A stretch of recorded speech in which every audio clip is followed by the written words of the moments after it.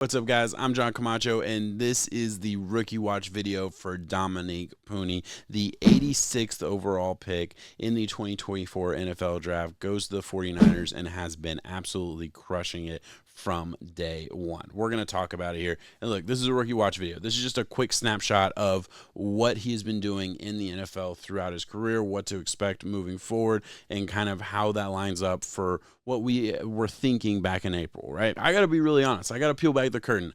I had no idea who this guy was until I saw his name show up in probably week 4, week 5 when I was looking at some of the rookie rankings on PFF, and I see Dominick Puni for the 49ers, and I'm like, didn't know the name, didn't really even think anything of it because it was still early on in the season. He must have had a couple good games, and he's getting overevaluated.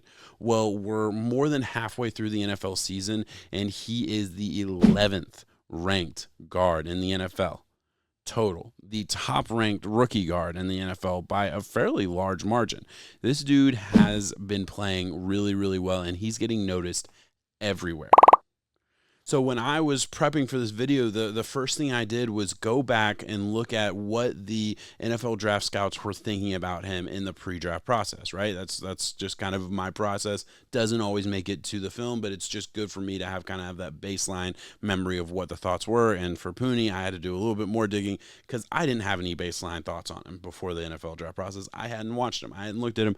I hadn't paid any attention to the middle of the draft guards because usually those are guys that even if they end up being starters, it's never year one. It's almost never year one, and it's always the guys that develop in a system for a couple years that end up being good picks down the road. Puni's been starting from day one. He's been damn near dominant from day one. We'll get to that. But the first thing I do want to talk about was the write-up that Lance Zierlein did on NFLDraft.com. I'm going to put it on the screen for you guys right now because I do think it's interesting to see because I read this first couple lines and I was immediately like, okay, yeah, 49ers guard. Good size, nimble feet, plays much better on the move, good angles and positioning, all that stuff. Immediately you read that and you're like, yeah, this is going to fit that Shanahan zone run scheme, the athletic offensive lineman. So immediately you're like, okay, that makes sense. That doesn't immediately equal all-pro rookie year type of stuff. And he's all-pro is a stretch. He's not in that level, but probably going to be a Pro Bowler in his rookie year. Definitely going to be the all-rookie team. Like, all those things are in his future if he keeps playing this the way he's been playing. And really, if you look at how he's played every single snap. He's been a great in pass blocking. He's been even better in run blocking, but overall grades are just excellent across the board according to PFF. And again, I'm not some PFF stan who's just going to stand by these ratings, but for the offensive linemen especially, it's a little bit more useful because we don't have specific offensive lineman stats that we can point to, right? Other than the run game, which the run game's been awesome. Jordan Mason has been really not even been much of a drop-off from a Christian McCaffrey. That's how good the offensive line and the run scheme is overall, right? That's another conversation for another day, but let's get into some of the film and show you guys what Puni's been doing at such a high level. And I just have a couple clips for you guys. This is not going to be a deep dive film study by any means, but we got Dominick Puni right here, 77, just blocking off and dominating his man here. We're going to have another view here. Does great, edges it out right here. I mean, you're creating the lane. You see this in every Shanahan scheme. You see it with the Dolphins in Miami, where they really do just kind of create a wall, put their back to the running lane, and wall off the defender. I mean, that's perfect scheme from him. And then at the end, throw him down. Be a football player at the end. Woo! I love that stuff, man. I absolutely love that stuff. I think this is the same clip. I don't think we need to see that again. Yeah, I just put that in there twice just in case. See a slowed down version there. Throw him to the ground. And then I do want to show this one from one of his pass blocking sets against the Saints. We'll see this right here. Just always in control. Always in the perfect position. We'll move forward. This is just going to be a handful of clips right off the back here for you guys. Go find work right here. This is your lane. Wall him off just like he did and let Jordan Mason cook.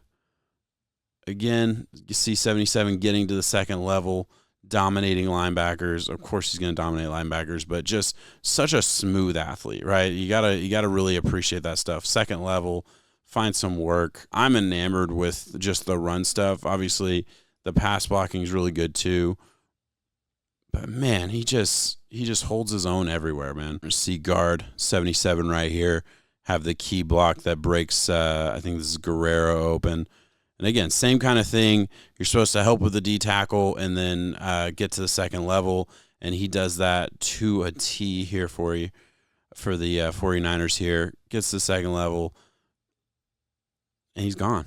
It's over. And look, I wish I had more for you guys. I wish I could show you, hey, this is the thing he needs to work on. I am by absolutely zero means an offensive line expert. All 5'9" of me has no idea what it is like to play in the trenches at the offensive line position. I love game film. I love watching stuff like that, and I'm going to get better every single day breaking apart the nuances of it, but I'm not there yet, and I'm not going to lie to you guys and say that I am.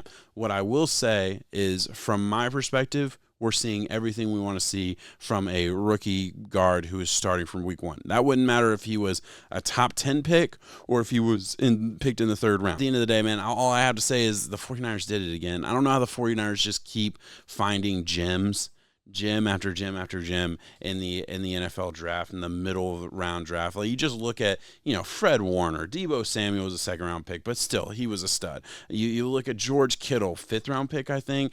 Brock Purdy, obviously last pick in the draft. We all know about that. Name a running back that they've drafted that's not Trey Sermon, and they pretty much hit on all of them, except for him, the one guy they traded up for, pretty much. It's a clinic. It's a clinic every single year. The 49ers show you, hey, you can find value in the later rounds. You know your scheme, you know the type of guys you want, and you find guys that fit the scheme, or at least could fit the scheme. And they do it as well as anybody in the NFL. It is incredible to watch. This is just another name in a long line of guys that they've been able to find in the middle rounds. That's how you build a good team. That's how you sustain a good team. And the 49ers are doing it at a really, really high level.